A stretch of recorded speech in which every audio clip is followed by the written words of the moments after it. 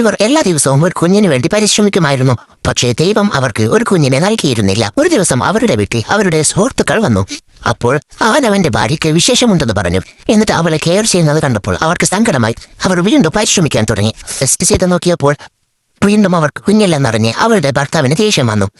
അവൾക്ക് സങ്കടമായി. അവൾ താഴത്തെ നിലയിലേക്ക് ഇറങ്ങി വന്ന് ഒരുപാട് ഫുഡുകൾ വാരി കടിച്ച് തിന്നാൻ തുടങ്ങി. പിറ്റേ ദിവസം രാവിലെ ആയപ്പോൾ അവളുടെ വയറ് വീർത്ത് നിന്നു. ഇത് കണ്ട ഭർത്താവ് അവളുടെ വയറ്റിൽ കുഞ്ഞുണ്ടെന്ന് കരുതി അവളെ ഒരുപാട് കെയർ ചെയ്യാൻ തുടങ്ങി.